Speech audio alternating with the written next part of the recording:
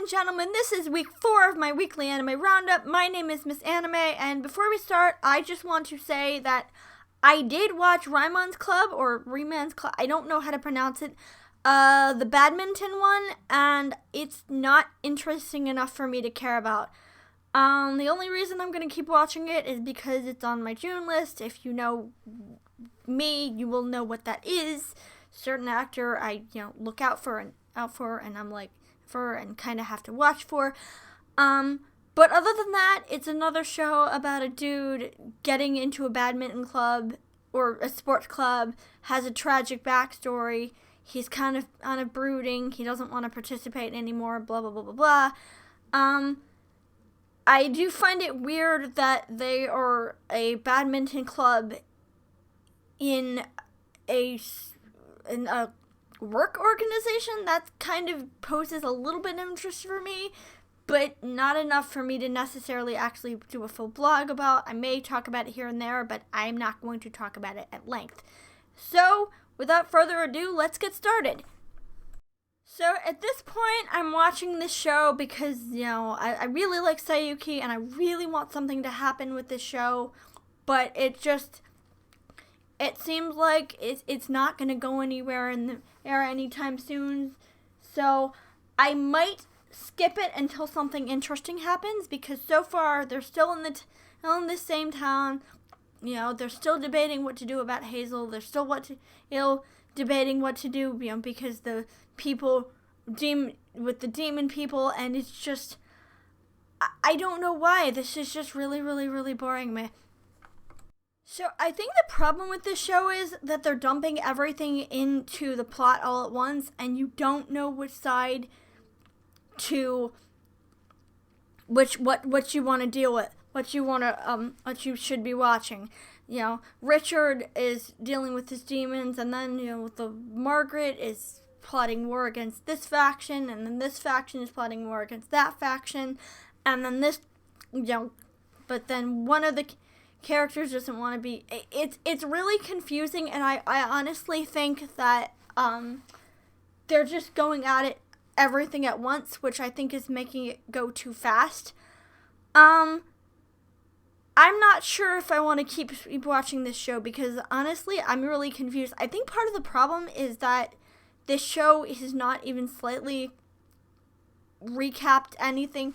I've never seen the play this is based on, so maybe I'm just not familiar with the source material, but I'm really confused, and I'm really lost, and I don't know if I'm going to keep going with this show. So it kind of seems like the show has just completely forgotten its plot. I like the idea of the dynamic between Wayne and Loa. I like the idea that, she's clearly up to something. She's clearly trying to angle for something, because he's not interested in marrying her, and she knows he's not interested in marrying her. And I think probably she wants to marry him so she can claim the throne and, usurp all of her siblings. I don't know this, but I'm actually, kind of interested to see where this goes.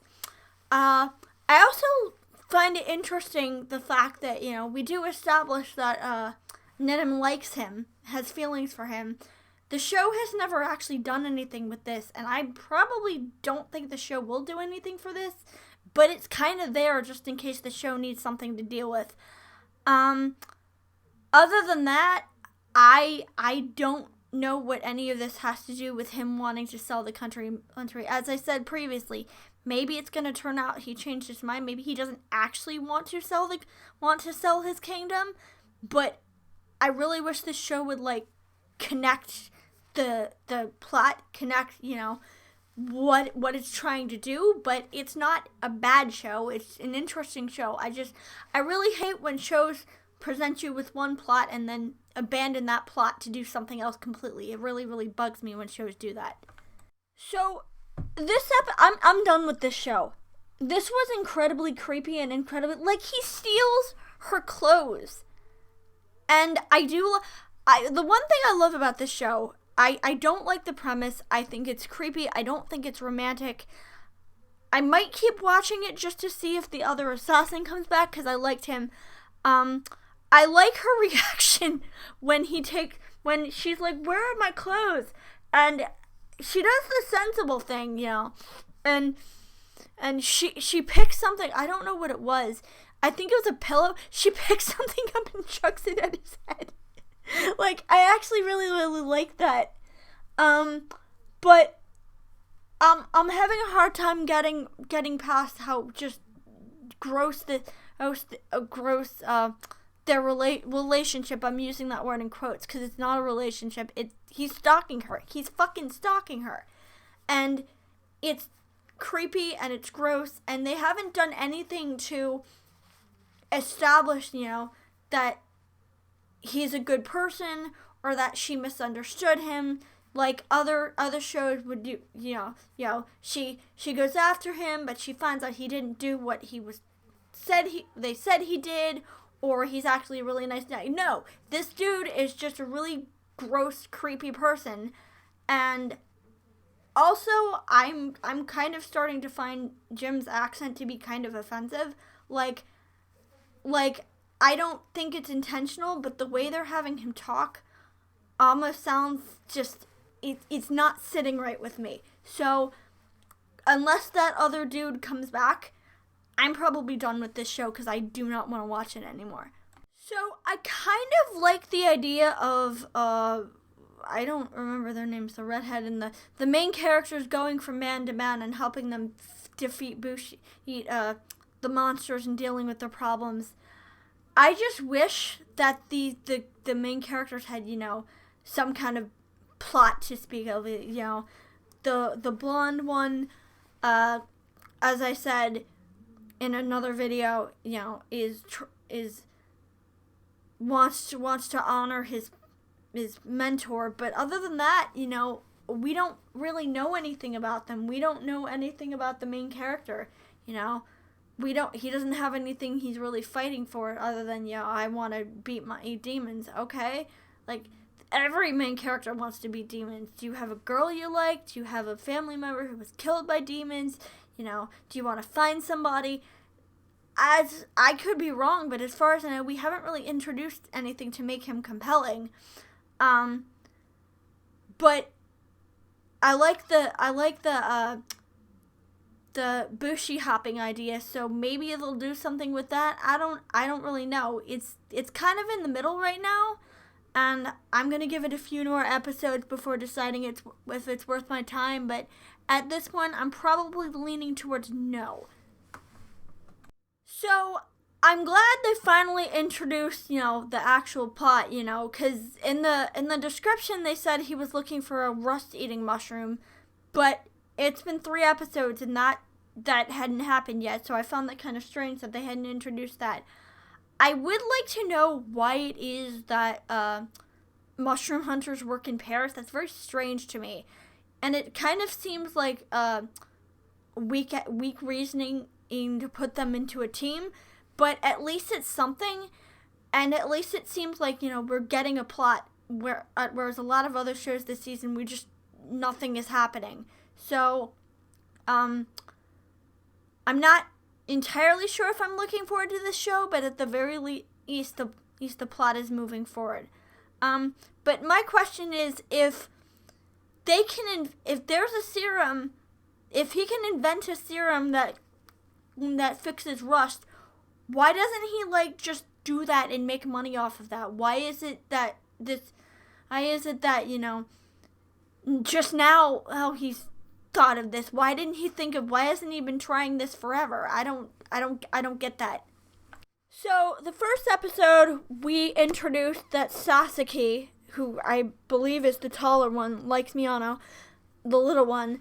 And then the next episode, we introduced that Miyano likes him back, and then it does seem very, very progressive, and I'm very thankful for that, Mostly it's just them being cute together, but at least they've gotten to the point where, they're talking about kissing each other, so I'm kind of grateful it's moving forward. Still not entirely sure if it's worth blogging about, just because it's very,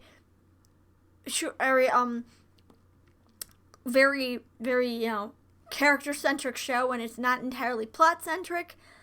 I thought Sasaki's hair was natural. I didn't realize he dyed it, so that's something neat to look for. That's something neat. So basically, this episode establishes that there are real, actual, legitimate consequences to losing a game of extreme baseball.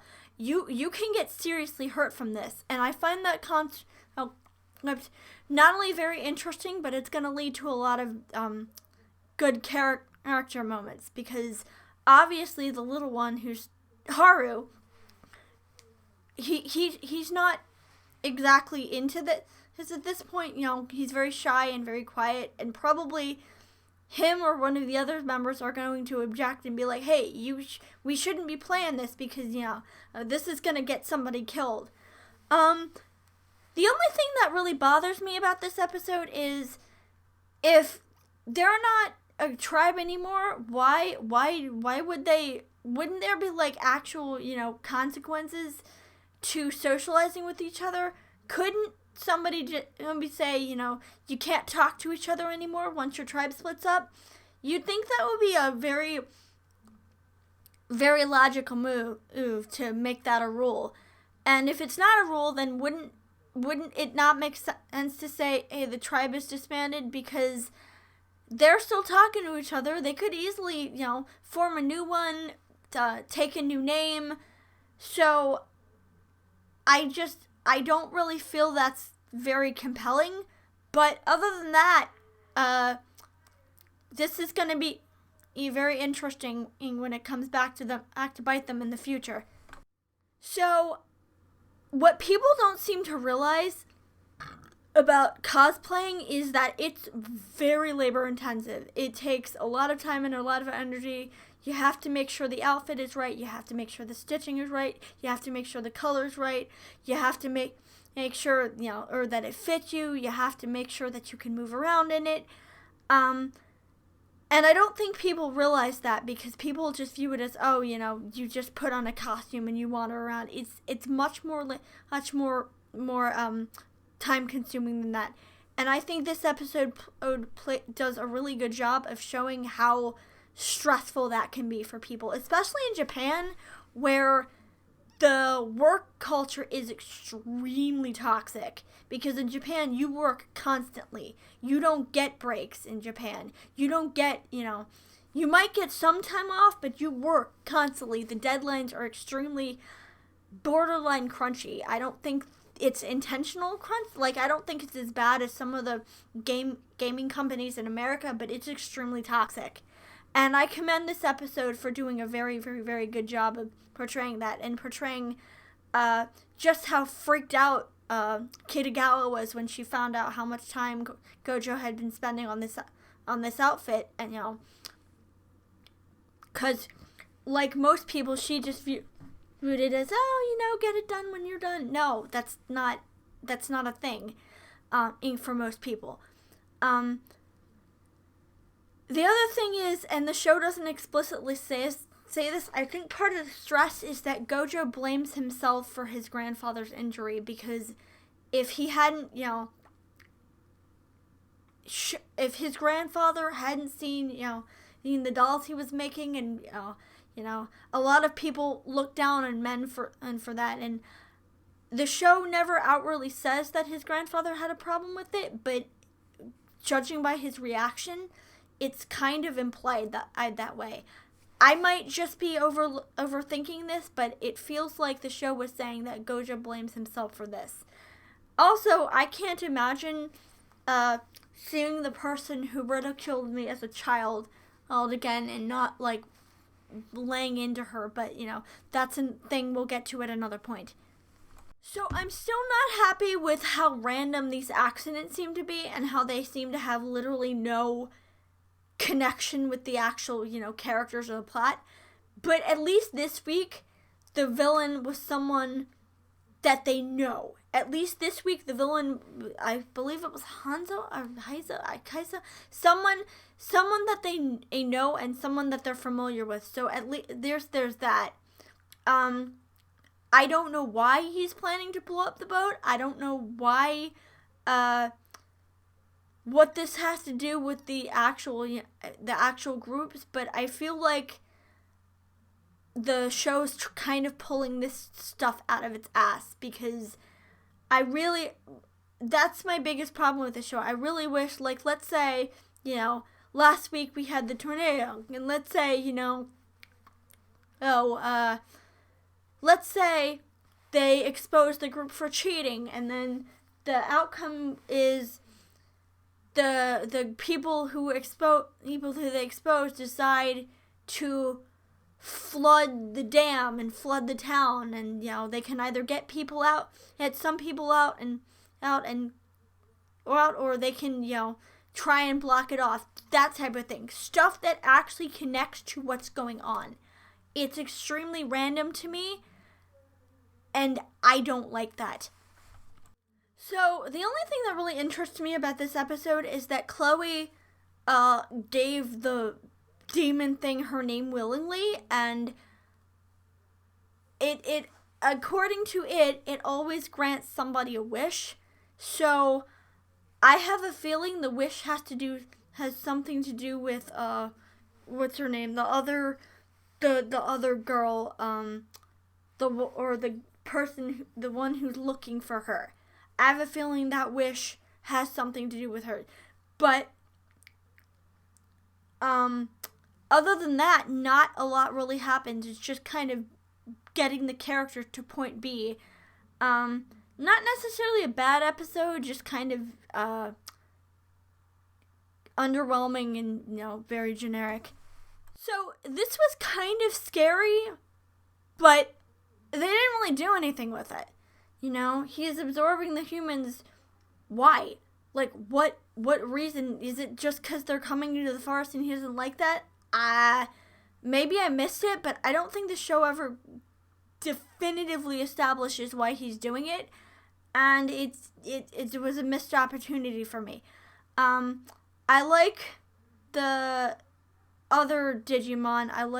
I think he looked kind of cool.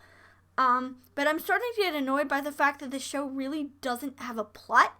Like, it has plot points, and it has, in its episodic in nature, but, nothing, there's nothing. I'm more of a linear person. I'm more of an episode, or of a, overarching plot line with episodic points in between. And this show is just not doing it for me. It's not terrible, but it's actually much better than I thought it was going to be, but I wish they'd do something. Like, maybe focus on Hiro's dad, find out where he went, or do something. So, I appreciate that the show, takes the time to flesh out the relationship between Carl and Ariel and Carl and Claire.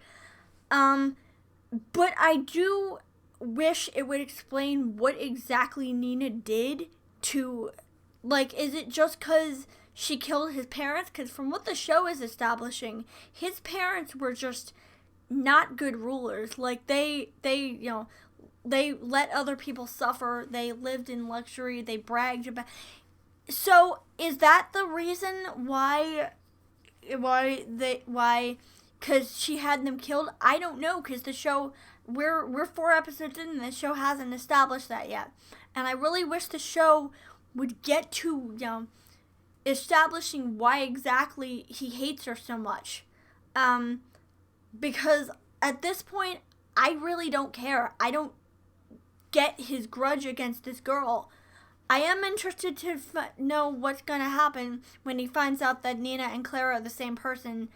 But other than that, the show is just kind of, it's okay. It's just, I really wish I'd picked a better one to start out on, because this show is just not entirely interesting. Okay, so I'm sorry again.